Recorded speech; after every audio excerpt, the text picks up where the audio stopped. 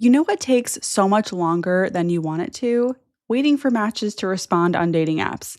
But you know what doesn't keep you waiting? Factor meals. They're delicious, satisfying, and ready to eat in minutes. This episode is sponsored by Factor, which makes healthy eating effortless with fully prepared meals designed by dietitians and crafted by chefs. So you can eat well without the thinking, planning, shopping, or cooking. What's not to love? Personally, I'm loving their Tex-Mex chicken green bowl. I'm on a fiber kick, so that is great to enjoy after a long day of interviews and recording. And I'm so excited to try their truffle butter chicken and mushroom risotto, which, as someone who used to work in the food space, I can tell you a meal like that takes a long time from scratch. And the fact that I can enjoy it as a Factor meal in minutes is amazing. I'm loving the quality, the lean proteins, and the variety of whole food ingredients. And Factor has over 100 rotating weekly meals, so you are never bored. Factor meals are always fresh, never frozen, and ready in about 2 minutes. No prep, no stress. If you want reliably delicious and healthy meals that are ready to go quickly, I recommend checking out Factor, and they have an amazing offer for Dating Intentionally listeners.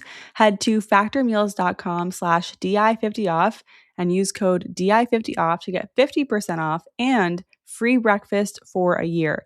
Eat like a pro this month with Factor. New subscribers only, varies by plan, one free breakfast item per box for 1 year while subscription is active. At Arizona State University, we're bringing world-class education from our globally acclaimed faculty to you. Earn your degree from the nation's most innovative university. Online. That's a degree better. Learn more at asuonline.asu.edu.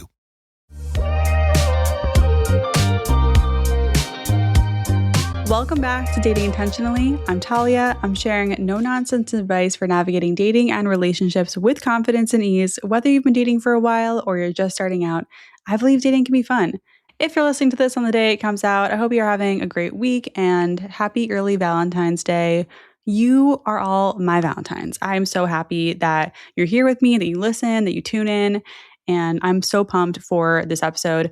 Today, you're going to hear from Rory Uphold. Rory is a writer and the author of The Final Girl's Guide to the Horrors of Dating, a book that uses the horror movie framework to help people navigate the modern dating landscape. I'll be honest, I was skeptical going in because I don't see dating as a horror show that really, but I absolutely loved it. It's empowering, it's funny, and it's packed with actionable advice, which you know I'm all about. You're going to hear Rory talk about how rom-coms groomed us for romantic disappointment and taught women to be chosen instead of how to be the chooser. She shares the devastating breakup that turned her into a final girl and what she did to rebuild her life after. Spoiler, it wasn't therapy. We also get into 3 pieces of advice from her book that really stuck out to me. Plus, we get into 2 listener questions about grief in relationships and whether to give a former situationship another chance.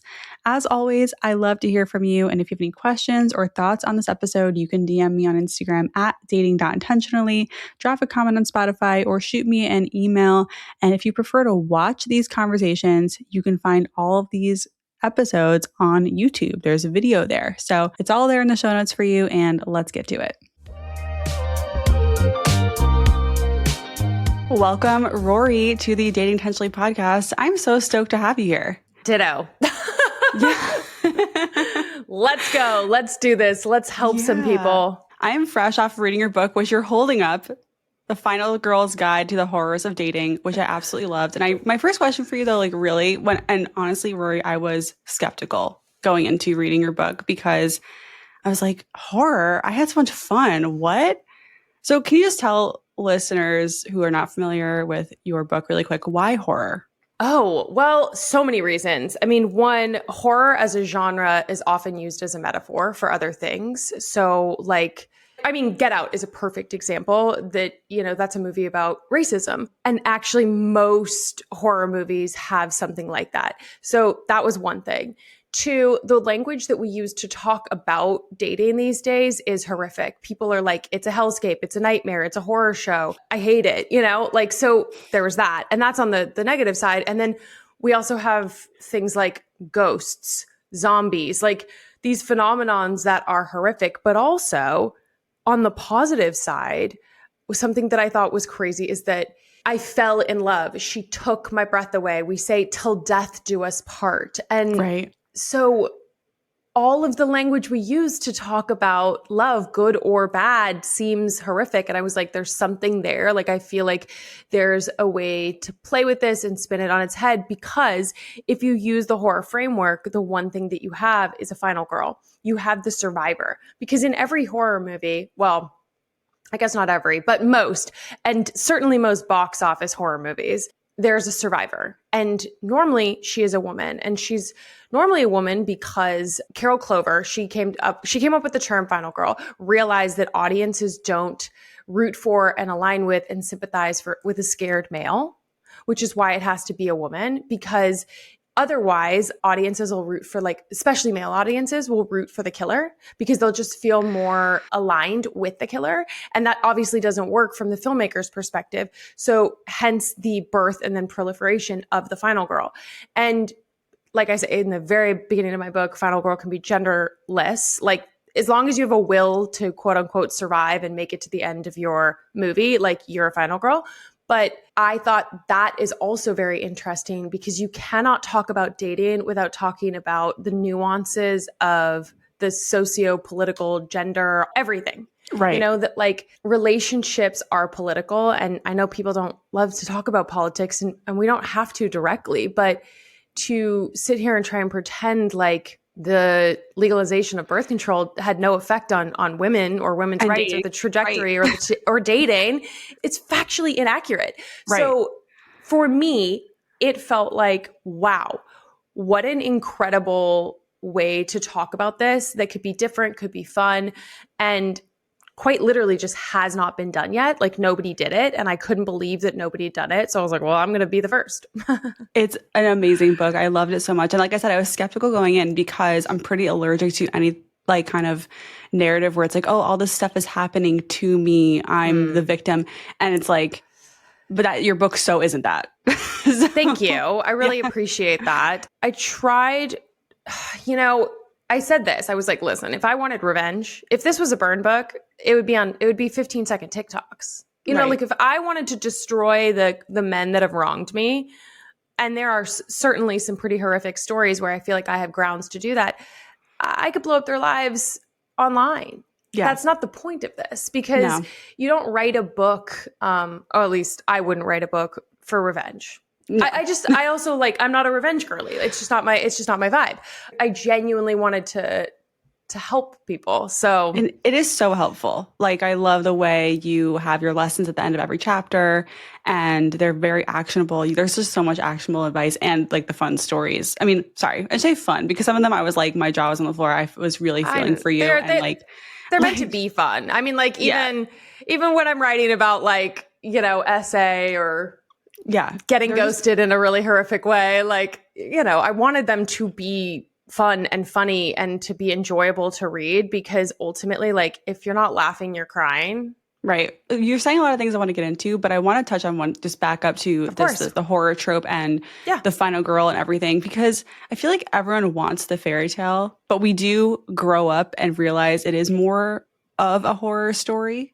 What do you think about that? Like, this could be the podcast. I mean, I think that as somebody that has worked in Hollywood, I think that it's really impossible to look at what we were raised with. And when I say we, I am primarily speaking to millennial people, certainly above and below, but that era of media, that era of rom-coms, those Disney movies, they ingrained certain narratives in us. Like, I feel like I was groomed for romantic disappointment, because in every rom-com, there's a moment where one character does something kind of shitty, they break up, realize they can't live without each other, and get back together. So it seemed like, oh, well, that's okay, because this is a part of all great love stories. I also think, I'm not the first person to say this, but the movie ends and they run off into the sunset together, and it's just like happily ever after. But that is where the movie starts for most people. That is where life happens. That is where, relationships are built in the silent moments, in the in-between. And it's like it's a daily thing. It's not like a destination. Yeah. And I feel like rom-coms made it seem like love was a destination. And those movies are written by men, and a specific type of men.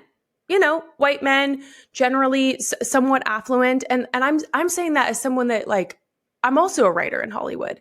So, I mean, maybe there's a little bit of shade, but I'm not trying to be shady. I'm just trying to say, like, we constantly have to like look at the source. Like, where are we getting this information from? Who do the stories come from? And who do the stories help? Right. It's a dream. It's a hope. It's like and there's sometimes there's something positive in that. It's like, oh, maybe one day I'll get someone I'm thinking of, he's just not that into you. Maybe like my neighborhood bartender will realize it was me all along. Like, I don't know. Right. Like right. that's like yes. what we for, or like, any of the storylines where it's like, it was right under your nose. And I was here the whole time. And my biggest problem with that though, is it's never men. It's always women wanting to be chosen. Yeah, exactly. No, 100%. And that's like my biggest issue with rom-coms is that I think it groomed this dynamic where so much dating advice is aimed at women on teaching them how to be chosen instead of teaching them how to choose, and vice versa with men. I mean, it's definitely different now because there's this like chaos, but this idea that like men are the decision makers and that women are just trying to get them to lock down, and we're going to withhold sex or play these games to try and trick you into falling in love with us. And no one says trick you into falling in love with us. It's, well, you better hold out or don't seem too needy, don't seem too eager. Well, what the fuck does that actually mean? Yeah. Oh, I'm sorry. For sure. So if I show my real personality, we're worried that it's going to ward him off and he's not going to want to commit to me because commitment is something men don't want. All of these narratives like go back to marriage being the end goal, which I think like a big issue that we're seeing right now is that marriage is, I don't want to say it's DEI for men, but historically women had to get married in order to have basic rights like being able to get birth control or have a credit card. And I know that that just sounds so crazy that 50 years ago, you needed a man to get a credit card. Yep. My favorite thing to do, and by favorite, I mean like it's kind of like digital harming, but going onto Reddit and looking at the stories of like grandmothers and mothers who were trying to buy like a washing machine or something at Sears, and the like Sears employee calling someone, a man, like their husbands or whatever, to be like, can she buy this? Oh my God. And it's like stories from women themselves or kids who like remember it when they were, wherever. And that is just wild because it really wasn't that long ago. Yes. When I think about that, it really blows my mind. Like, blows my mind. Yeah. And I think about like, who my mom is and how amazing she is and how independent she is. And it's like, no, you grew up in that. Like you were alive when that was happening. Oh my gosh. So this is a tangent, but one of the gifts I wanted for my grandmother before she died was to interview her and for her to be honest. I had a really complicated relationship with my grandmother, my Canadian side on my mom's side, because she wasn't always the best to my mother. And I grew up with the lore of some of the things that my mom had to survive. And that clouded everything. And so one of the questions that I asked my grandmother was, what was your biggest regret? What's like one of your biggest regrets? And she was like, not having an education. And I thought, typical, very selfish. Like, okay. And, me being naive and like not the best documentarian, I was like angling for the answer that I wanted. So I kept kind of asking the question in a different way. Anyway, we move on. And I ask her, because my grandfather, he died. I think he killed himself. We all think he killed himself. Anyway, really dropping family trauma on this podcast. But I said, like, I was asking questions about that. And she was like, I felt relieved. And I was like, whoa, okay. Didn't expect that answer. And really what it came down to was she was like, I was trapped. Wow. I couldn't leave. And so when I said I wanted an education, it's because I didn't have other options. Like I got married and I did the best that I could. And it made me realize like, no, my grandmother wasn't the best mother to my mom, but she absolutely did the best that she could do with what she had at that time. Yeah. I think about that all the time with my parents, to be honest. Yeah, for sure. Yeah. For sure. Yeah. So I don't know. I think that I have often said in podcasts about this, I think that the millennial generation is the final girl generation, and that if the monster in the house is the patriarchy, if the monster in the house is this like idea of what love looks like and in the fairy tale and the whatever, it's the millennials that have decided to rewrite their narrative. It's the millennials that have looked and been like, I am the final, I will survive this and I will do this in a different way, because I think so many people are sick of settling in order to settle down.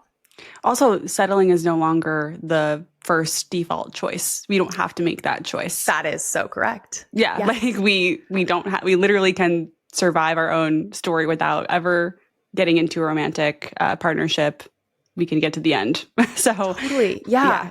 yeah. But yes. But we still want it. We can still want it, and that's fine. But I think there's a huge for a different difference reason. between want and need. Yeah, right? yeah, Like 100%. Like I think there's no shame in wanting a partner in your life and wanting romance and to create your own version of the fairy tale that's more realistic and doesn't involve you having to shrink yourself as a woman to be in that. Right. But yeah, we get to, I think dating is chaos right now, like you said, because we have a lot more choices available to us, and we don't know what it's like. Some of us just don't know what to do with it. Doesn't know how it all fits together. It used to fit together a lot more neatly, but people were like your grandmother, trapped, unhappy, trapped, Yeah. unhappy, and like, yeah, it behooved certain parties in that dynamic and other parties less. It's so interesting because you said we have so many more choices, and yet I would venture to say that listeners probably don't feel that way. Yeah, in terms of who you can date. Yeah. Yeah, that's true. I meant more like you don't have to survive. Right. Oh my gosh. You don't, yeah, you can choose. You don't have to have kids. You don't have to get married. Yes. I think there's a lot more open doors in terms of sexuality, different structures of relationships. Is it all mainstream? Not quite yet, but more mainstream than it was. That's what I meant more in terms of like choice of life path. But yeah, in terms of who we're dating, choices are different because we want different things now. And I think the dating pool has to catch up to that. Okay. Fascinating. I wanted to ask you though, what does a happy ending look like for a final girl who has to battle all these monsters? Oh my goodness. Well, it's hard because I can't speak for everyone. And I do think that answer is going to be individualized for like your final girl ending is not my final girl ending. And it's not, Lisa's final girl ending. I'm guessing there's a Lisa who listens. Lisa, if you're listening, thank you. Yeah. Lisa, hey girl. Like we're all going to have different versions of that. And I think that is what is so important and what I feel like is missing from so much advice, just period. That we give a lot of blanket advice to entire swaths of people when the reality is this is such an inside job and it's so individualized. Like love and romance and dating and all of those things. I think that if I can do anything, it's pushing people to try and really get clear and honest with themselves about their wants, their needs, their boundaries, and then navigating love, life through their compass. Who gives a shit what I think? Yeah. It's like you have to live your life, right? Right. So for me personally, I love partnership. The happy ending is a marriage like what my parents have. My parents are still happily married. Unfortunately, my dad is kind of like a rom-com caricature. So, really grew up with one in the home. You were living in it. Living in it. Yeah, that's why I got my ass handed to me because I was like, this is normal. Narrator voice, this was not normal. So that is what I'm still aiming for. Yeah. And, I am with someone that I really like and respect. And I think that on paper, most people would tick off the boxes and be like, wow, this guy's perfect. And in practice, which is what I care way more about, I know we're recording this early. So by the time I send this, I won't say the name of the article, but the other day he was headed on a flight and he sent me an article that was kind of viral about like the gender dynamics in the United States right now. And I was like, yeah, cool. Like he gets it and he wants to talk about these things. And I love that. And that's important to me. Yeah. Yeah. He's participating. He's like, but I will say this, happy to see that end. Should it not be something that continues to add to my life? And if at any point I start to feel like my nervous system is dysregulating or I start to write paragraphs or ask friends for advice or any of that stuff, like it's a wrap because I've been there before and I don't feel like I need to. I know that there are plenty of fish in the sea, so to say, and that they're great. And what I had to do was really rewire my beliefs about dating in order to see a massive shift in the people who were coming into my life and the quality of the relationships that I had. Amazing. I'm so glad you said that because I actually want to go back into I think it's like the first story you kind of tell in your book, or one of the first, about this guy Jack the who Ripper. ghosted you. Yes, who ghosted you big time. Can you tell us just the synopsis of that? What happened? So when I was a freshman, this guy was a senior, and we didn't date or anything. I ended up leaving and I went to a boarding school. And later in life, like I'm in my very early 20s, I get like a message out of the blue asking if I was single. And I was. And he was like, I'm moving back to LA. Like, I'd love to take you out on a date. And I was like, okay. We went out on one date. We were together ever since. Fast forward like 2.5 years. We're talking about marriage. We're making like a loose timeline. He was in a graduate program. So we were like, okay, this is our timeline. This is a plan. This was in the spring. We had tickets to go to Africa together for Christmas and New Year's.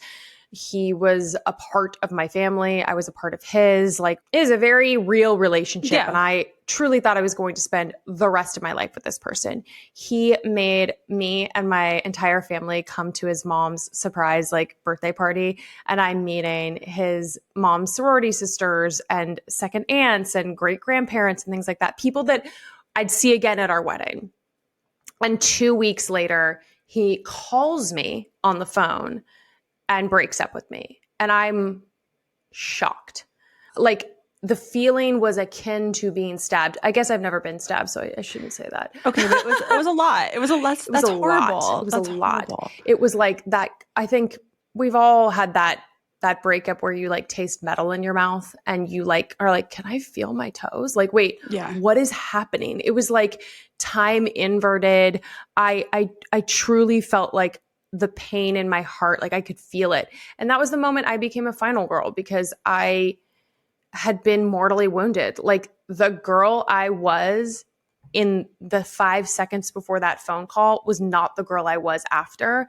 Yeah. The future I thought I was going to have, the life I thought I was going to have, absolutely ended in that moment. And I had a choice. It was like I was going to spend the rest of my life being sad and mourning that, or I was going to do everything I could in my power to fight to make this next chapter better than what I thought it was going to be. Wow. And I say, like, that's the moment you become a final girl. It's in that moment where you go, I didn't choose the hand I was dealt, right? Like, just like, Jamie Lee Curtis her character in Halloween, she didn't choose to become the victim, right? Like, she's just targeted. It just happens to her. But then she decides, oh, I'm going to do everything in my like, I'm going to survive this. I love this reframe so much. It's so empowering. And just like, this is the moment, this is your inciting incident in your story, Yes. To use some screenplay language. Yeah. Well, and, like, this is going to start your act one, Yeah. and like take you through. I love that reframe. It's so much more empowering than like, oh, wow, like everything was just swept out from under me and I'm just going to lie here in this hole until the prince comes to save me or something, right. Which is not until what we I'm want. chosen again. Yeah, that's not the final girl story. The final girl story is you are going to get your ass up and you're going to figure it out. And that can look so many different ways. So what did that look like for you? And listen, like, I am an imperfect person. So there's things now that I wish I had done then. And part of why I wrote the book was like, yeah, I was successful in some ways and not in others. And I mentioned, like, that was the moment that the birth of my inner demons, like that voice, that critic, that inner critic in the back of my mind started to grow. And so I just wanted to mention that because I'm sure we'll come back to that. And that's like one of the biggest flaws that I realized in my healing process that I ultimately had to come face to face with in order to be where I am now. But practically speaking, I was transitioning from a career in music to wanting to be in film and TV. So ultimately, like, the night that I got broken up with, I had this idea for a short film and I really threw myself into that. And I ultimately made that short film in, I think, like 3 months, like super fast. Wow. And I started going to therapy. I went to therapy like 2 times a week. I remember asking my therapist at the time, God bless her, like, it feels like someone has died. Like, how do I stop feeling this way? Like, I wanted to, and she was just giving me books on death and grief. And I thought, and it's so funny now because we just didn't have the resources that we have now. Mm-hmm. She really didn't know how to help me. And I think that's also part of the problem, is that a lot of people kind of looked at me and was like, it's just a breakup. It's like not that big of a deal. And it was like, no, it is that big of a deal. Like I lost the life I thought I had. Like I lost this promise of a future with a person. You know what I mean? Like it's traumatic. But I just set some goals. I set some goals and I said some mantras, and I just decided, if you believe that the next chapter is going to be better, it will be better. And what does better look like, right? And so for me, it had a lot to do with like some creative projects and shifting work. But for somebody else, it could be, I'm finally going to get the body that I always dreamed of, or I'm finally going to go to Italy because I've always wanted to go to Italy. And I like to do short-term goals and long-term goals. Like for me, something that is really helpful is I keep a list of mantras, a list of short-term goals, and a list of long-term goals. And the long-term goal would be like, write a book or shift careers, something, the get abs. Like these are not things that happen in a weekend, in a week, in a month. They take time. Yeah. And then the short-term goals are like reorganize my garage, learn a new recipe, things that do your taxes, something like that, right? Because when I found myself sad, or I found myself aimless, or I found myself upset, I would go to those and I would say, well, what can I do that will make me feel better? Because when you accomplish something, you feel better. And so I started ticking through these lists of things, and I started doing something every single day. And then one day I woke up and was like, wow, I've accomplished a lot. I have a whole new life. And I never would have been in this position if I hadn't been horrifically broken up this way. It's so true. I love that we have to look back sometimes. I think that's something we don't do enough, especially after a breakup, big or small, that really took you out and you had to pick yourself back up. And it's like, you look back a few months later, a year later, and you're like, holy shit, I actually have done so much. I've come so far. Okay, the new year is here, and if you're anything like me, you're looking at your space thinking it's time for a refresh. Whether that's finally getting organized, upgrading your bedroom situation, or just making your home feel more like you, Wayfair is the place to do it. So here's my Wayfair win. I work from home, which means I need my office to multitask. It's a workspace most of the time, but it's also a guest room when people visit. When we first moved into this new place, I spent days researching the perfect solution. I needed a piece that looked like a real couch, but could also convert into an actually comfortable queen-size bed, because I'm not making my guests sleep on a wonky pull-out situation that's too small. Enter Wayfair. I found the perfect futon that has a queen mattress that fits my space perfectly, and it was shockingly easy to set up. And my guests have told me that it's super comfortable, which means the world to me. I take hosting very seriously. What I love about Wayfair is that they have so many options for making your home truly yours. Desks, storage, bedding, decor, kitchen stuff, and the selection is massive. So whether you're on a tight budget or ready to splurge, you'll find something that works for your style. And the selection is massive. So whether you're on a tight budget or ready to splurge, you'll find something that works for your style. Get organized, refreshed, and back on track this new year for way less. Head to wayfair.com right now to shop all things home. That's WAYFAIR.com, Wayfair. Every style, every home. The last time Johnny and I traveled together, we saw this couple in the airport wearing adorable matching plain outfits, like coordinated sets in the same color. They look so cute, and I turned to Johnny like, can we do that? And he said no. But when I asked him if he would wear MeUndies matching underwear, he was like, if that's what you want, and I do. If you're looking for a Valentine's Day gift that's a little bit out of the box this year, MeUndies has you covered, literally. Their matching underwear for couples is cute, it's intimate, and you'll actually wear it more than once. Here's my MeUndies situation. I'm living in these. I genuinely did not know underwear could be this comfortable. Their ultra modal fabric is impossibly soft, and honestly, I can't go back to anything else. MeUndies underwear is that good. And yes, now Johnny and I have matching dino print underwear. It's ridiculous and I love it, but there's something fun about coordinating with your partner, even if it's just for you two to see. MeUndies has tons of prints in every cut and style you could want. They have sold over 30 million pairs with 90,000 five-star reviews. And they have a first pair promise. If your first pair doesn't work out, they'll make it right. No hassle. Valentine's Day is February 14th, so if you want these delivered in time, order soon. Make this Valentine's Day one to remember with matching underwear from MeUndies. For exclusive deals up to 50% off, go to MeUndies.com/dating and enter promo code DATING. That's MeUndies.com/dating, promo code DATING for up to 50% off. Lately, I've been craving a switch up to my morning beverage routine, something warm I could enjoy that wouldn't hit me with too much caffeine all at once. I've been making myself a matcha latte every morning with Peaks Sun Goddess matcha, and it's something I look forward to when I wake up. It gives me steady, calm energy without the jitters or the crash, and it tastes great with a little honey. This is ceremonial grade matcha grown on volcanic soil in Japan. It's packed with antioxidants, L-theanine for focus without the anxiety, and chlorophyll that supports your skin from the inside out. I love that this matcha is doing more for me than just being something I look forward to in the morning. Peak also makes BT Fountain, which is their beauty electrolyte. It's not a sports drink. It's more of a targeted hydration with hyaluronic acid and cremides to support your skin barrier.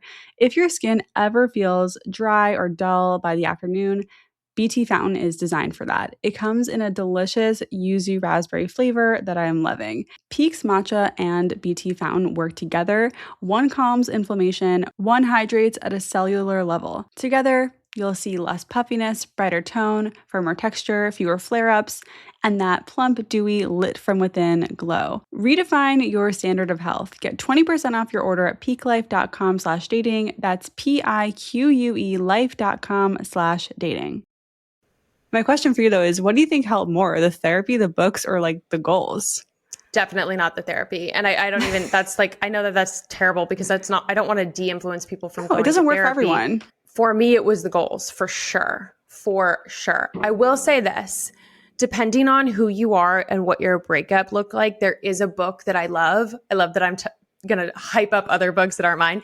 And it's called Whole Again by Benjamin McKenzie. That book, I didn't read after my breakup with Jack. I read it later in life, but I do love that book. And I think that book is all about figuring out, I guess, sort of in some ways mine too, about your coping mechanisms and what they are concealing.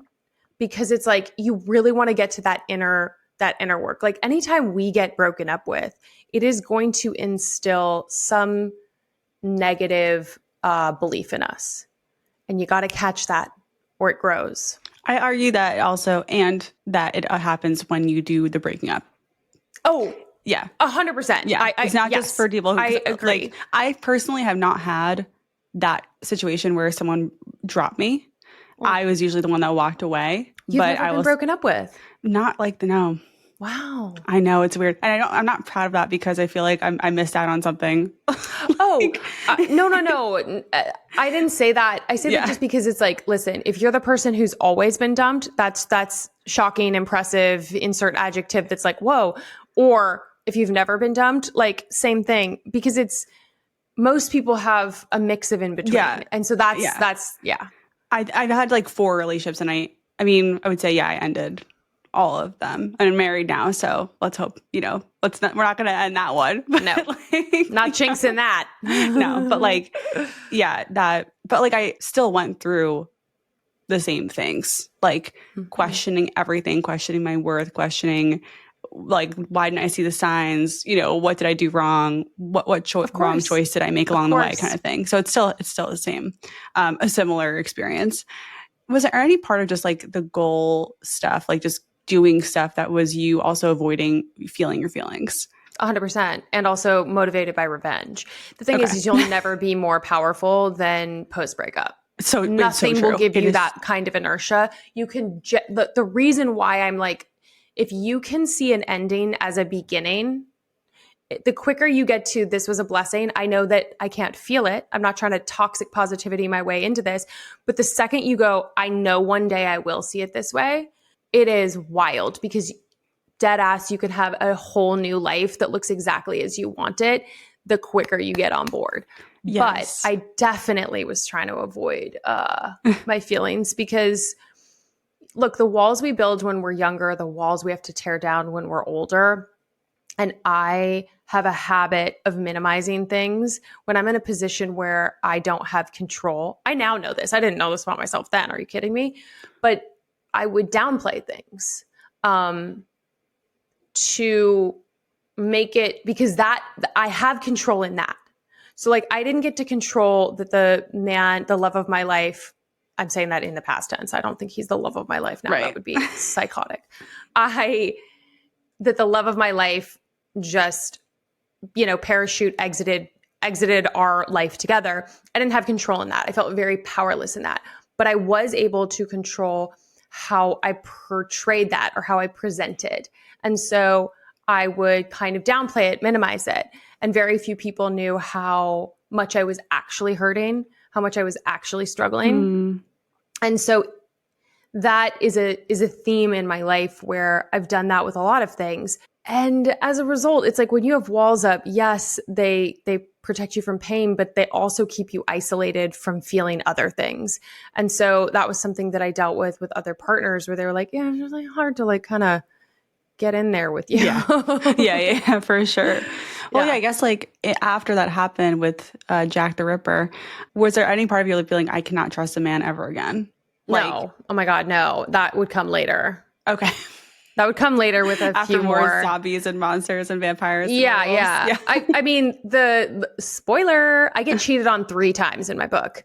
And I say that at the top, so it's like not that really a spoiler, but they all get progressively worse. And I think like at a certain point, I started to have real trust issues that morphed into like hypervigilance of me kind of looking for the lies, looking for, and it's like your brain is a predictive machine, right? We're constantly trying to protect ourselves. Well, the brain is trying to protect you from being hurt in the same ways you've been hurt before. So if you went to a date and you show up for a first date and you sit down and the guy walks in or the girl walks in and they look at you and they leave, which is something that has actually happened to people I know. Yes. You're going to, one, not know why. You're going to jump to a conclusion. The most obvious is like, they didn't like the way that I looked, right? Just because you didn't talk or anything. But in the absence of the truth, we try to give ourselves the truth. That's just like, that is how our brains are hardwired, number one. And then number two, anytime your brain senses you might be in a similar situation, it tries to protect you from making the same mistake. But that's so traumatic when it's an emotional hurt. That works when it's like, don't touch a hot stove. Our brains are going to automatically just look for the potential threats. Our brains are trying to protect us. So yes, we have to kind of counteract that. Thank you, brain, for doing that. But also, does the best version, the final girl version of myself, need that much protection, or can I handle it? Oh my God. So a thing that I do is I go, what would my higher self do? Right? Like, what would my higher self do in this situation? Like the version of me that's 5 years out that has everything that I want, how does she handle this? And then that's what I tried to do. So I love that you just said that. Yeah. And then, it's like, our belief system is created in a pretty nuanced way that we don't have time to get into because it involves a lot of neuroscience, and neither one of us are neuroscientists, but unless you have a secret that you want to share with us. I wish I don't. But you can change your beliefs. And that's the really cool thing. By showing your brain a lot of new information and data points, you can, and mantras and things, you can actually change that. So in the same way that I developed a lot of trust issues, I had to unwind that. And I was able to, which is great news. It takes if I can do it, anybody can do it. Yeah, totally. Same. But it takes a lot longer than we would like, I think. And I think a lot of people listening are in that right now. They're in the middle of that journey of changing their beliefs, working through it. And it's messy and it feels hard. And it's like, am I actually getting anywhere? That's why I said earlier, look back. That's also how you know. First off, if somebody is in that position, can we just talk about like what a fucking badass you are? Because a lot of people don't. A lot of people don't have the bravery, the courage, the stamina to do that work, to look under the curtains or the hood or whatever, like to look in the mirror, to go, what is the most broken part of myself? And like, let's get in there and fix it. I just think it is so cool, so amazing. And I know with every fiber of my being that you will be rewarded. Like maybe 100%. not in the ways that you think. I don't know. Not that everything is like about a reward system. I just know that like when you do that kind of inner work, it 100% changes you and then will change your life. Yep, and then you got to do it again and again and again as life goes on. That's the fun part, I think. Yes. So I want to get into my favorite advice from your book. I wrote down 3 things that really resonate with me.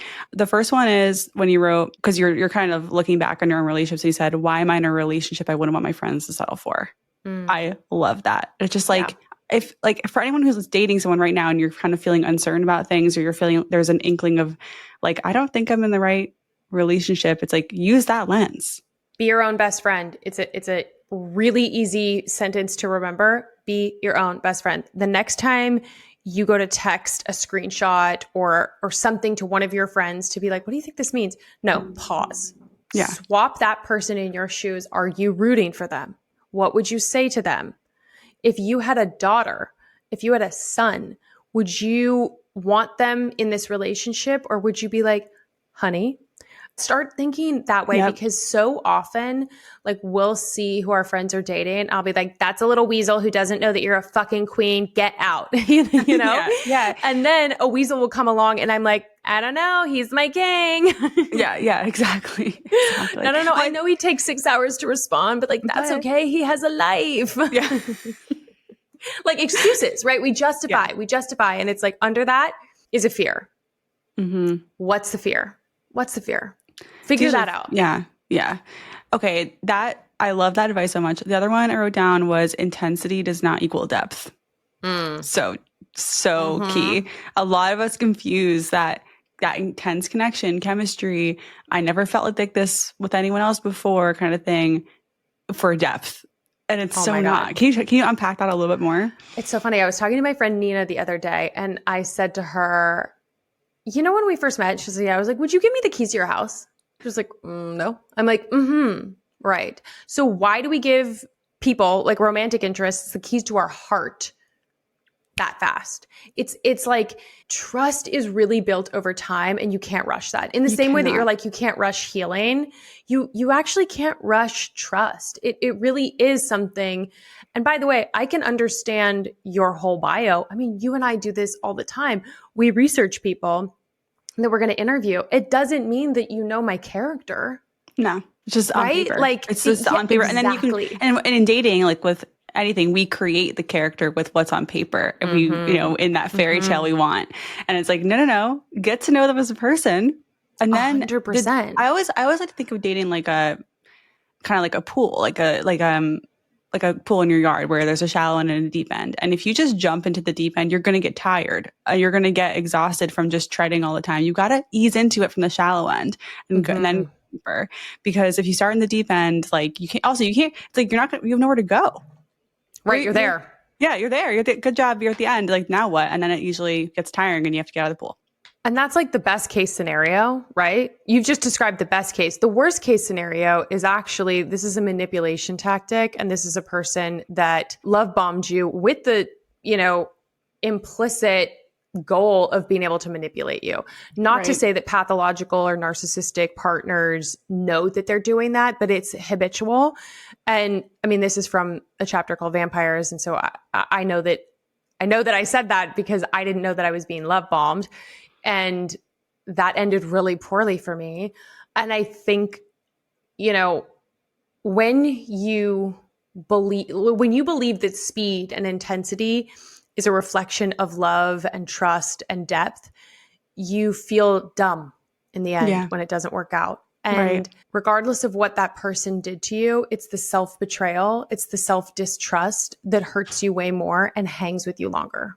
That's so true. And I mean, I feel like we don't talk about that enough, of just like that hangover feeling of you kind of realize your part in it. Yeah. And even if you don't consciously realize it, you subconsciously do. And it chips away at your confidence because self-trust is a part of self-confidence.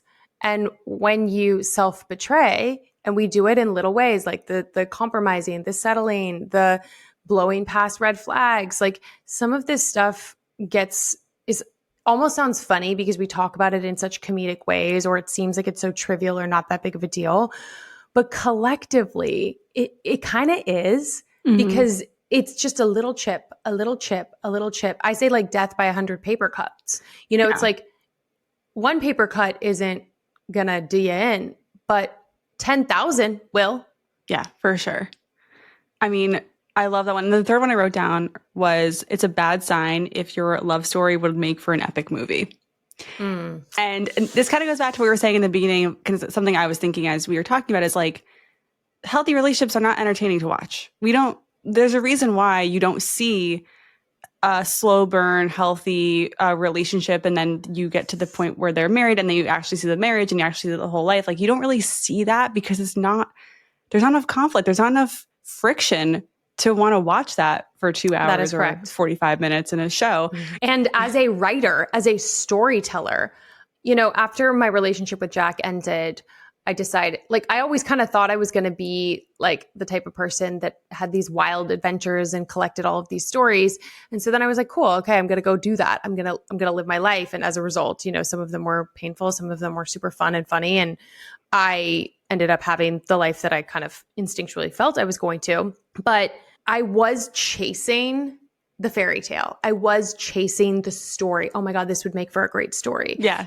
Do it for the plot. It's like, you might not want to do it for the plot, because the thing in every movie, in every plot, is there's like a break between act 2 and act 3. And it's called Dark Night of the Soul. Like, you're going to be taken to your fucking knees. You know what I mean? Like, I don't think you don't want that. That is like, we like watching Phoenix it. We don't want to rising from the ashes. You know what I mean? Like, you have to be absolutely destroyed. You have to hit rock bottom. That's also in every movie. And we seem to kind of glaze over that. Yeah. If it feels like a rom-com, don't get out of the movie. Like, maybe it's time to make a exit there. Left. Yeah, exit left. Yeah. So I love that advice, because I do think we get also addicted to the drama. And then when things feel safe, we're like, okay, wait, there's no drama. What's going on? This feels weird. There's no chemistry. Yeah, there's no chemistry. It's kind of boring. There's no chemistry. I don't feel a spark. I'm like, oh God. Oh no, but it might be a good thing if you like I had to train myself to kind of be more into that and be like, okay, well, actually, let's follow this thread, because I've done the whole spark thing and it didn't work out. Let's just try something different. At first, it felt weird. It felt very weird. I talk about it on my show all the time. I didn't feel a spark with my husband initially. I just find it more as a click that happened later. It wasn't a spark. It was a click. Totally. Okay, but did you have attraction? Were you attracted to him? No, I just was like, this is a good looking dude. But attraction I think there's a difference between attraction and thinking someone's attractive. So I thought he was attractive, but I didn't feel true attraction until I got to know him, which I think is totally normal and fine. And people are like, oh, you're settling. It's like, no. I didn't end up with someone I think is ugly. And like, it just wasn't my type. This wasn't the first person I usually go for when on the dating apps. Right. Oh, yeah, for sure. It's something shifted in me at a certain point where it was like, because I used to be the type of person who was like, we had like a 16-hour first date. You know what I mean? Like, never. I would never do that. Oh, I used to do that. And then I was like, we're in love. This is like my person. This is a man of my dreams. Like, I would regularly go out on one date, and then it would like, that would be it with the person. Yeah, and sometimes that worked, right? Like, I was with people for years, and other times that blew up in my face, but I shifted some things. And now, if I were to go out with somebody on a date now and people were like, how was it? I would be like, or do you like him? Are you into him? I don't know. I don't know him yet. I don't know him yet. Like, we spent 2 hours at dinner. Like, what do you mean? Yeah. I want to see him again, but I don't know more beyond that. That's how I felt after our first date. Okay, we're going to take a quick break, and then after this, we're going to get into our dating dilemma. If you've been listening to this podcast for a while, you know that I used to track my dates. I had a whole system: who I was talking to, where we went, how I felt after. So it might not be a surprise that I also enjoy keeping track of my spending and savings with Rocket Money. I've been using Rocket Money for 3 years now, before it was a sponsor of the show. And as a solo entrepreneur, my income fluctuates month to month, so I have to be really on top of my finances. Rocket Money is a personal finance app that helps you find and cancel your unwanted subscriptions, monitors your spending, and helps you lower your bills so you can grow your savings. What I love most about Rocket Money is that I can see all my different accounts in one place. That alone saves me so much time and stress. I'm not logging into 5 different apps trying to piece together what's going on. And when you find something you want to cancel, you can do it right in the app with a few taps instead of hunting for some hidden cancel button on a website. It also categorizes your transactions automatically so you can see exactly where your money is going each month. I love it. Let Rocket Money help you reach your financial goals faster. Join rocketmoney.com/dating. That's rocketmoney.com/dating, rocketmoney.com/dating. I have a confession. If my nails aren't well maintained, I will pick at them and bite them. It's a really bad habit. And the only thing that works to stop it is consistently taking care of them. But as a solo entrepreneur who wears way too many hats at work, finding time to sit in a salon for an hour is just not happening. That's why I've been using Olive & June's Mani system for my nail routine at home every week. I love using it when relaxing and watching TV at the end of a long day with my husband. Most days I'm rocking a clear polish, but when I want to switch it up with a fun color, I reach for Olive & June's Mani system. It comes with everything you need for a salon quality manicure in one box. We're talking salon grade tools designed for doing your own nails and 6 polishes you get to pick out yourself. And the polish lasts for 7 days or more, which I love. With Olive & June's Mani system, you don't have to wonder if you're doing it right or if you don't have the right tools. It's all there, it's simple, and it breaks down to about $2 a manicure. $2. That's a steal. So if you want gorgeous nails without worrying about squeezing in a salon appointment, try Olive & June. Visit oliveandjune.com/dating20 for 20% off your first system. That's oliveandjune.com/dating20 for 20% off your first system. Okay, before we get into our dating dilemma, I actually wanted to ask you, who is your favorite, actual final girl in a movie or show? Oh boy, I know. I say, I've been thinking about this, so it's tough because I love Jamie Lee Curtis. I love her in the Halloween franchise. It's her and Neve Campbell, because I think Neve Campbell and Scream offered a different kind of final girl, and it was a little bit more modern. They talked about the tropes and the sluttiness, and they always come back. And so there's certain things there that I love. And she was also sort of the final girl of that I was more raised with. But I also just think Jamie Lee Curtis, on screen and off screen, it's hard to. Oh yeah, right. And she is such a vibe. I know, she's such a whole vibe. So can I love pick her. you? Okay, yeah, of course you picked you. Okay. I first learned of this concept reading your book. My favorite final girl is Ellie from Last of Us, but she doesn't exactly fit the trope of this, because she's a kid. So she's 13 years old.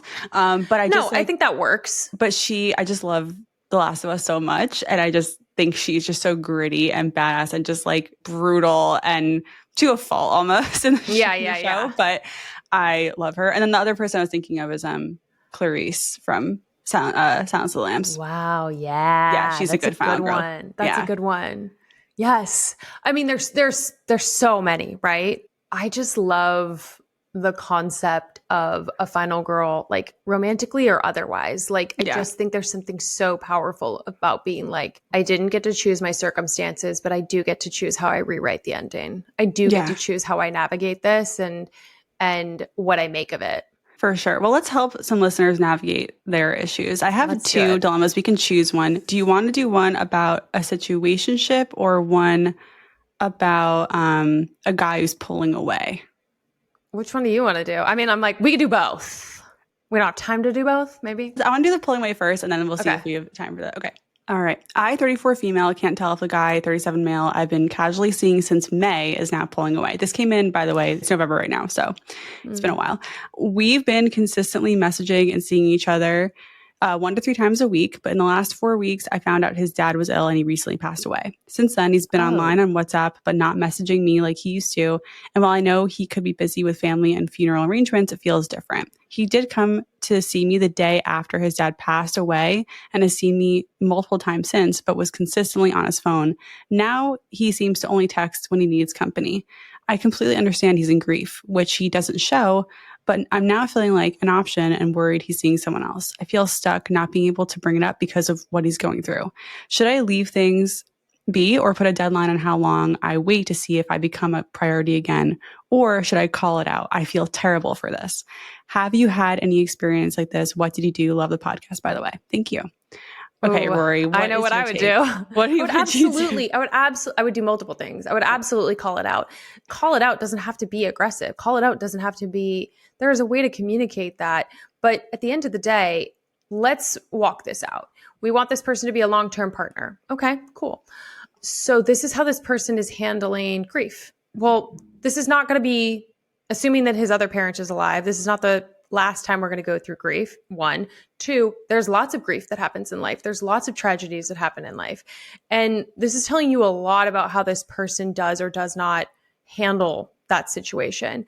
And if every time something bad happens, you're going to have to be relegated to the side, or they can't show up for you, they can't multitask in that space, any of that, that is for me, that would be a problem. Maybe not for you, but because you're writing this question, I think it is a problem for you. For sure. And so that is the answer, right? It is a problem. So just kind of settling and hanging in there isn't actually an option. I agree. I don't think setting a deadline for yourself in the situation makes sense if before calling it out or having a conversation. Like you said, it doesn't have to be aggressive. First, I think it is having a conversation, then seeing if there are any changes or adjustments or anything or new understanding. And yeah, I would be like, I want to be there for you. I want to be support you through this really hard time, or this really sucks. And I also want to feel connected to you and feel like we're both each other's priorities. So I've been feeling that way. What's going on, and maybe I would go into that conversation trying to understand where they're coming from before confirming or looking to confirm I'm not a priority. Oh, I don't love that language just in general, because I think, if we look at it from facts versus feelings or ideas, it's the facts are the person is not seeing you as often. The person is not maybe reaching out as often. And when he was in her presence, the attention seems like it was fractured in a way on his phone. So that's what's happened. To say that she's not a priority, he could very well feel like she's still a priority, and this could be the way that he's showing up. And that's either something that can be worked on or not. At the end of the day, she's not his therapist, never going to be his therapist, right. Shouldn't be his therapist. So you can't pull someone through this moment in time, and nor should you. But I think, like you said, it's one, asking, hey, I would love to talk about where you're at and how you're doing. And if you could give me some insight into how you've been coping and what you've been feeling, and let's talk. And if it's an immediate, I don't want to talk about it, whatever, then you can say, I get that. And I understand, because I can't even imagine what it's like to go through this. But part of being in a relationship is being able to talk about things. And we're still getting to know each other, but it's really hard to get to know you if you don't actually let me get to know you. Yeah. So I want to see, what do you think we should do about navigating this time together? Because on my end, this is how I've been feeling. Right. I've been feeling, make it I stay. I've been feeling and I don't know if you noticed, but when we were hanging out, you were on your phone, which made me feel unappreciated and whatever. That's how I would do it. And I would say, so do you think that this is something you feel like you have the bandwidth to change right now? What should the plan be? And she needs to get more information on that. Exactly. Yeah. That's what I go in to get more information and understanding, and get on the same page about where you're at, and then decide what to do. And I think it's if they have that conversation and then nothing at all changes, you have to kind of think, okay, what would I do in that situation? And it would suck if you ended up choosing to walk away, but I don't want you to settle. I don't want you to settle if nothing changes. I think it would suck way more to be in a marriage with a person that when you get laid off or they get laid off, they absolutely shut down. When you have a child, should that be something that you guys want, and something bad happens with the child, you're on an island doing solo parenting with that child because they can't communicate and they can't be present for, I don't know, a month, a year, 2 years. How long? You like, what are we signing up for? Yeah. Very well put. Great thought. Things to think about. Let's do the next one. I'm 35 female, was in a situationship with a guy, 37 male, that started in 2018 and was on and off for 3 years. He started dating someone and natural distance happened. I dated someone else pretty seriously, and we only saw each other very sporadically at group social situations. I recently ran into him, and we're both single now, and he was flirty and said we should hang out sometime. Do you think this is a good idea? Maybe the timing wasn't right for us before, but now it is. Or maybe he's ready to be in a long-term relationship, or should I run away? Well, the good news is I don't think she has to do anything. She wants to see if things are different. At the end of the day, like, it depends. You know, I am not super gendered when it comes to, like, I'll ask somebody out, or I'll actually, I don't typically ask people out, but what I do is I'll set it up so that they are teed up to ask me out. But I'm forward in that, and that's fine. But in a situation where I feel like I was in an undefined relationship that then fizzled, it sounds to me like what's not being said is he wasn't interested in defining the relationship and I was okay with it. And then I kind of like dealt with the fact that he had a girlfriend and then I dated somebody and now I'm willing to see if there's something here. But what you want is a relationship. So you got to ask yourself, how are you going to be different about this? Are you going to actually like set your boundaries and be intentional and say like, I would love to, but I just want to let you know I'm like not in a place where casual is really like a turn on these days. So if you do want to hang out and you want to hang out in a structured way where it's like an actual date, like I'd be down. Yeah. I love that advice. It's like, okay, I'm open, but this is the playing field we're on right now. Like I'm looking for something serious and I don't really want to hang out. Like, what does that mean? Like, you know, that totally. To me is just the like, oh God, he wants to have sex. Yeah. Or he's just, it's hard to know because we don't know. Like, well, yeah, it could be like toe in the water. Like, is there, because hangout is like is an easier swing. It's like lower stakes than saying like, I'd love to take you out on a date, especially if he knows his behavior wasn't great. Because, you know, someone once said that a situationship is a dynamic between two people where one has a compromised sense of integrity and the other one has a compromised sense of self-esteem. And I think that that's important to kind of figure out which one you are in this dynamic and how you want to change that. And like, to me, one skill that I learned that really impacted my life in a really positive way was learning to mourn these small micro losses sooner and quicker, because it honored my boundaries, which then made me actually feel better because it's like self-love, self-trust, which reminded me like I'm in alignment and like I do what I say I'm going to do. I'm not going to tolerate bullshit or less than what I deserve. And then as a result, I was not really shown the fuckery that often. Right. And then also it got easier. It just didn't hurt. You know, like I'm so like, with you on that. Yeah. Just like annoying little flies. Right. Yeah. But in the beginning, it is kind of sitting with something like this where you're like, oh, I wish he would have that moment where he's the bartender that realizes like I am the one and he wants to come back and ask me out on a date. Like you kind of have to mourn that rejection all over again and realize like, this isn't what I ultimately want. I would proceed with caution on this one and dial in what you want, like what you're saying, and be very, very clear about that. And I think it's harmless to get a drink, but like make sure you are clear on what you're doing here in dating right now. Oh, totally. And by the way, everything I say, just know that I have absolutely done the opposite. So I don't judge you.